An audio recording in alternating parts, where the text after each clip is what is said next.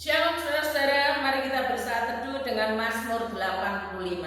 Alkitab itu menggambarkan hubungan Allah dengan umatnya itu unik saudara. Gambarannya adalah seperti hubungan suami istri, yaitu ikatan perjanjian. Jangan dipikirkan hal-hal yang tabu ya, jangan dipikirkan hal-hal yang menjurus kepada hal-hal yang pikiran dunia, jangan. Tapi ini hubungan Allah dengan umatnya itu dalam ikatan perjanjian, di mana masing-masing telah bersumpah setia. Namun dalam perjalanan kehidupan ini ternyata si istri jatuh dalam dosa perzinahan. Dosa perzinahan itu kan melanggar sumpah setia dalam ikatan perjanjian. Mazmur 85 ini menyebutnya sebagai dosa yang menyakiti hati Tuhan sehingga Tuhan murka.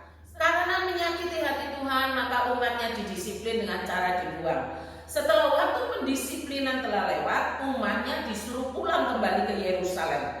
Namun yang terjadi ya seperti hubungan suami istri itu. Si istri yang tidak setia itu diizinkan kembali pulang, tapi dianggap sepi. Boleh pulang, tapi dianggap sepi. Sehingga keadaan ini membuat si istri itu sangat-sangat menderita.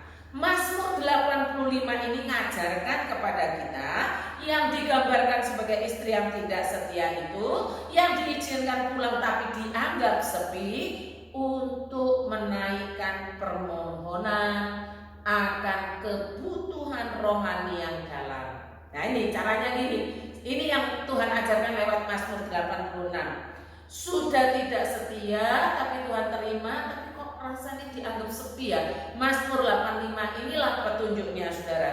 Berdoanya seperti ini. Saya akan membacakan bagi kita sekalian ayat 5 sampai 8. Pulihkanlah kami ya Allah. Ini yang gereja atau istri yang tidak setia tadi boleh pulang tapi dianggap sepi. Kita diajarkan untuk berdoa begini. Pulihkanlah kami ya Allah penyelamat kami, dan tiadakanlah sakit hatimu kepada kami.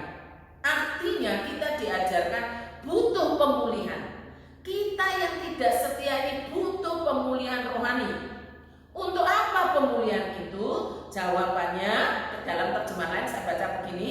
Sekarang pulihkanlah kami ya Tuhan, supaya kami mengasihi Engkau, sehingga Engkau tidak akan murka lagi kepada kami. Butuh dipulihkan supaya kita yang tidak setia ini mau belajar mengasihi Allah kembali.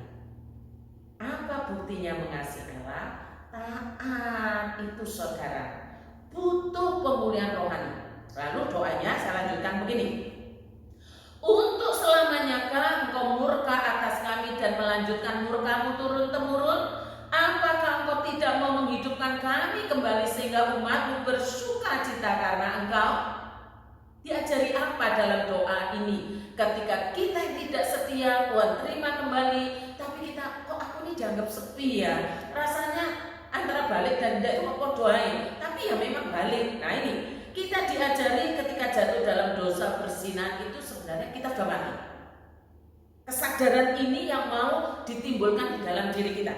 Karena itu kita berdoa supaya Allah mau menghidupkan kembali kita yang mati tadi. Untuk apa dihidupkan kembali rohaninya? Supaya umat dapat bersuka cita lagi di dalam Allah. Kalau kita mati, tidak akan pernah bisa bersuka cita. Nah, ini tujuannya saudara. Mazmur 85 ini mengajarkan kita butuh pemulihan, butuh dihidupkan kembali. Lalu doanya begini. Perlihatkanlah kepada kami kasih setiamu ya Tuhan, dan berikanlah kepada kami keselamatan daripadamu. Aku mau mendengar apa yang hendak difirmankan Allah Tuhan. Bukankah ia hendak berbicara tentang damai kepada umatnya dan kepada orang-orang yang dikasihinya, supaya jangan mereka kembali kepada kebodohan. Doa ini ngajar kita untuk jujur bahwa orang yang jatuh dalam dosa berzinahan, dosa ketidaksetiaan terhadap perjanjian kepada Allahnya, pada dasarnya adalah bodoh, jatuh dalam dosa kebodohan. Kebodohan di sini bukan tidak sekolah, bukan tidak terdidik, tidak pernah makan bangku, bukan seperti itu. Kebodohan di sini adalah tidak takut Tuhan, tidak ada takut-takutnya gitu loh. Sembrono hidupnya. Kebodohan itu sama dengan beban hati. Saudara-saudara, pertanyaannya sekarang, bagaimana mungkin seseorang yang sudah jatuh dalam dosa apapun itulah, lalu dia bisa menyadari kebutuhannya akan dipulihkan, dapat menyadari kebutuhannya supaya hidup kembali dibangkitkan, dan menyadari kebodohan-kebodohan yang dia buat. Bagaimana seseorang bisa mengalami hal seperti ini? Tidak mungkin kesadaran rohani itu muncul dalam diri orang yang jatuh, tidak mungkin. Jadi saudara, mari kita mengingat ada di dalam diri manusia, yaitu Roh Kudus yang Tuhan sudah kasih masuk dalam diri kita, yang bekerja. Roh Kudus yang menyadarkan orang itu sehingga dia tahu dirinya butuh pemulihan, butuh dibangkitkan kembali supaya hidup, menyadari kebodohannya. Itu pekerjaan Roh Kudus, dan kembali kepada Allah untuk mengasihi Allah dengan segenap hati. Tidak ada dalam diri orang berdosa yang tiba-tiba aku pengen, nggak ada, saudara. Roh Allah sendiri yang bekerja sehingga timbul kerinduan kepada Allah. Untuk apa? Untuk dipulihkan. Untuk apa? Dihidupkan kembali. Untuk apa? Menyadari ternyata selama ini tindakanku, perbuatanku adalah perbuatan yang bodoh. Jika saudara dan saya merasakan kebutuhan rohani seperti ingin dipulihkan, ingin dibangkitkan kembali, bahkan menyadari kebodohan-kebodohan, maka segeralah sambut pekerjaan Roh Kudus itu. Itu pekerjaan Allah. Jangan berlambat-lambat, jangan ditunda. Allah mau supaya saudara dan saya kembali kepadanya dan mengasihi Dia dengan segenap hati. Cepat respon, jangan tunggu.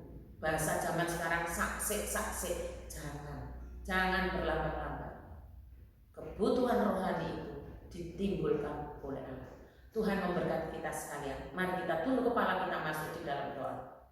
Bapa di dalam surga, terima kasih karena ada Roh Kudus, Roh Allah yang bekerja dalam diri orang-orang percaya yang jatuh dalam dosa sehingga membutuhkan pemulihan, membutuhkan hidup kembali dan menyadari kebodohannya. Oh Tuhan, kiranya Engkau tolong ya Roh Kudus di dalam diri kami, bekerjalah supaya kami menyadari kebodohan kami, kebutuhan kami. Berdoa untuk pelaksanaan vaksin booster yang kedua supaya jemaat GKT Banyuwangi antusias, tidak ada lagi yang beralasan. Berdoa juga untuk jemaat orang-orang Kristen yang masih setengah hati, agar Tuhan berikan kepedulian sehingga orang-orang yang giat bagi Tuhan mau mengorbankan waktunya, mengorbankan tenaganya, mengorbankan apa yang dimiliki supaya orang-orang itu kembali kepada Allah.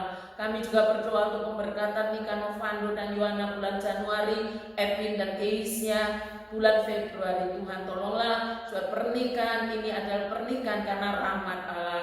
Berdoa untuk pelayanan-pelayanan yang dikerjakan jemaat dengan memperhatikan sesamanya, biarlah mereka tertancap dalam hatinya. Mereka mau melayani Tuhan, melayani tubuh Kristus, menyenangkan Kristus. Terima kasih Tuhan. Dalam nama Tuhan Yesus kami berdoa. Amin.